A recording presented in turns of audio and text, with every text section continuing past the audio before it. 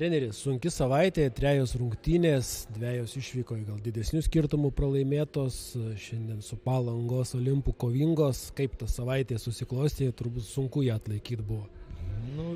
Kažkiek sunkoka. Visų pirma, tai labai norėčiau padėkoti savo vyram už kovą, už tai, kad nepalūžtam, dirbam toliau ir tikrai kovingumas geras ir gaila, kad tik galėjo susiklostė tokia situacija, kad nesumetėm ir 4 kėlinys tik 11 taškų. Tas leido varžovom, aišku, kelis metimus jie ten sunkiai sumetė per rankas, leido laimėti šiandien rungtynės, o prieš tai 2 irgi buvo sunkokos.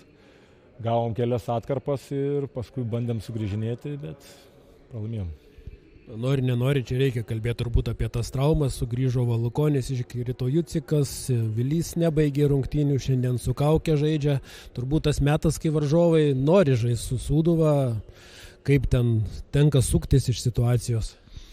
Taip ir sukamės, bandėm nusikelti, nes tikrai problemų turime daug, bet nepavyko ir yra tų traumų, bet nieko čia nepridėjosim, yra sezonas ilgas, visada sezone yra bangavimai, traumų atsiradimai, aišku, jų nemažai šiemet, tai bandome visaip išsisukti, bandome greitai reaguoti ir sutvarkyti, kuo greičiau grąžinti žmonės ir dėkui kai kuriems vyrams, kurie net negali šiai dienai žaisti, bet eina į aikštelę ir kaunasi, nes jų terminai yra vėlesni, kad turėtų grįžti, tai džiugu dėl tiek. Tenka įvairių sprendimų ieškoti, kažkas ir ne savo pozicijose pažaidžia. Šiandien toks įdomesnis buvo su Olimpu dalykas, Gabrielius Bubnys, jaunasis starto 5, kaip čia prieita prie to sprendimo buvo? Taip ir prieita, kad turime kažkiek tų problemėlių, bandome rotuoti, bandome nuimti krūvį nuo kitų žaidėjų, tai visus tuos dalykus ir dėliojamės. Gabrielius dar išvakarėse žaidė RKL, ten 36 taškai, 12 atkovotų kamuolių berods, bet šiandien vis tiek nors ir startė, tik kelios tos minutės išėjo, ko gal tam jaunimui trūksta, ką norėtųsi iš jo daugiau, kad jie galėtų pagaliau įsitvirtinti, daugiau tų laiko gauti.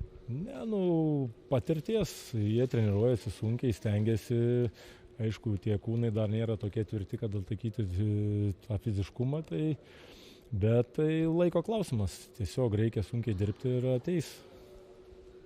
Ir su Palangos Olimpu ir Palangoje Julius Jucikas buvo pagrindinė problema, ir čia viena iš 2 pagrindinių nepavyko, ar taip viskas, ko tikėjotės, buvo vis dėlto?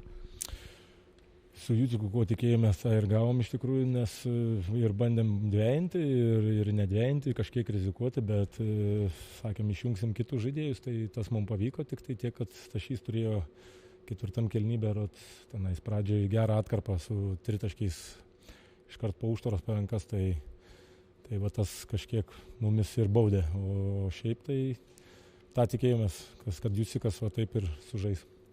Dabar buvo 3 rungtynės per savaitę, pagaliau keletas dienų atsikvėpti ir dar 2 iki švenčių. Ar labai laukia visa komanda, reikia labai jau tos pertraukos ir ko tikėtis iš tų 2 paskutinių šių metų rungtynių?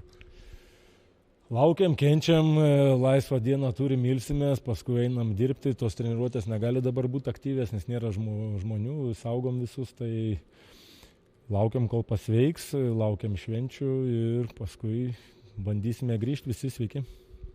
Alytų ir Šilutę pavyko įveikti pirmam rate.